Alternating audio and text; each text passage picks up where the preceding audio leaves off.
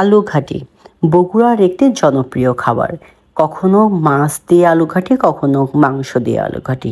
আসসালামু আলাইকুম সবাইকে, রান্নাবান্না এবং আমি চ্যানেল থেকে আজ আপনাদের সাথে আমি শেয়ার করব বাবুর্চিদের কাছ থেকে নেওয়া অথেন্টিক বগুড়ার গরুর মাংসের আলু ঘাটির রেসিপি।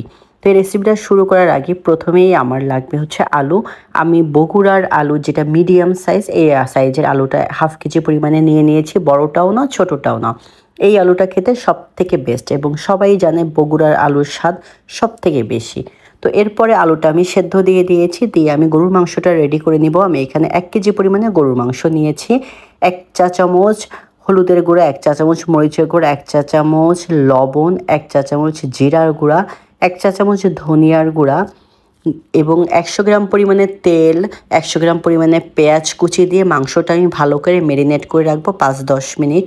তারপরে আমি প্রেশার কুকারের ঢাকনা দিয়ে প্রেশার কুকারে দিয়ে 3টা সিটি দিয়ে নিব। এটা আপনারা আপনাদের পছন্দ মতো দিতে পারেন, কারণ যার যে রান্না করবেন তার প্রেশার কুকারে কতটুকুন লাগবে এটা আপনারাই ভালো জানেন। তো এইভাবে আর কি আমি মাংসটা রান্না করে নিব। একেবারে পারফেক্টলি রান্না করে নিতে প্রায় আপনার 20 থেকে 25 মিনিট সময় লাগবে। তো আমি চুলাতে এখনই মাংসটা বসিয়ে দেবো, দিয়ে আমি রান্না করে দেবো। এবং আদা রসুনের দিয়ে দিয়েছি বাটা, আদা রসুন বাটা 3 চামচ পরিমাণে দিয়েছি। তো মাংসটা রান্না হতে হতে আমি আলুটা প্রিপেয়ার করবো। আলুটা সেদ্ধ হয়ে গেছে, আলুটা আমি খোসাটা ছিলে নিয়েছি, নিয়ে আমি একটা আলু ম্যাশার দিয়ে আলুগুলোকে এখন ম্যাশ করে নিব।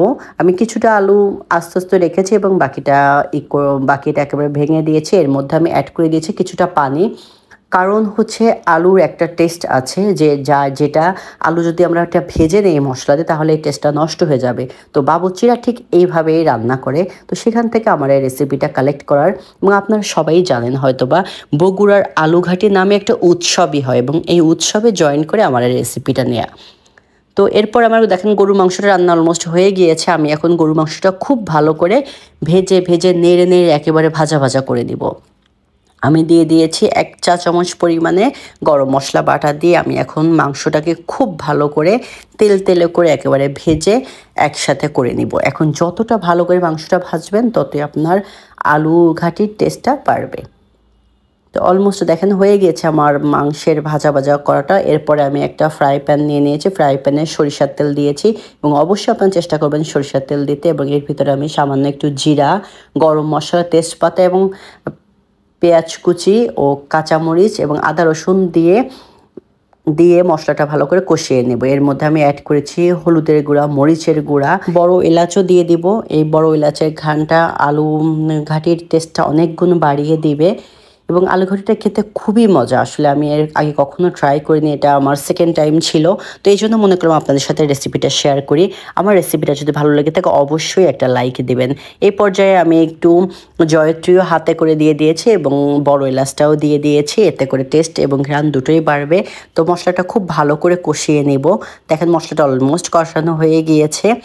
আমার চ্যানেলটি যদি ভালো লাগে থাকে অবশ্যই আমার চ্যানেলটা সাবস্ক্রাইব করে আমার চ্যানেলের পাশেই থাকবেন। এরপর আমি আলুর যে মিশ্রণটা করেছিলাম, আলুর মিশ্রণটা করে কিছুক্ষণ নেড়ে চেড়ে রান্না করে একটা বলক ওঠা পর্যন্ত অপেক্ষা করব।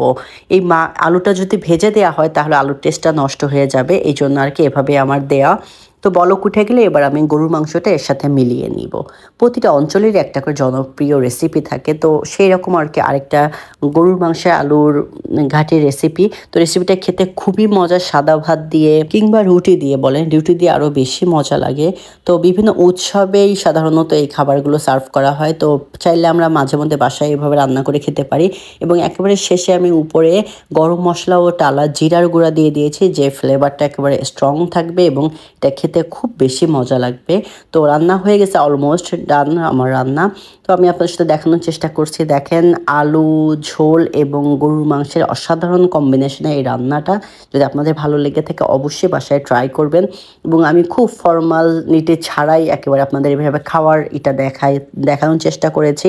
আসলে এটা খেতে এতটাই মজা ছিল যে এর জন্য আর অন্য কোনো সাইড ডিশের আর দরকার হয়নি। তো খুব মজা করে আলহামদুলিল্লাহ অনেকদিন পরে খুব মজা করে এই গরুর মাংসের আলু ঘাটিতে ভাত খেলাম। তো আপনারাও খাবেন। আমি খুব ফর্মালিটি ছাড়াই এটা দেখিয়েছি। মাংসগুলো একেবারে সফট গলে গিয়েছে এবং বগুড়ার আলুর স্বাদটা নতুন করে বলার কিছুই নেই।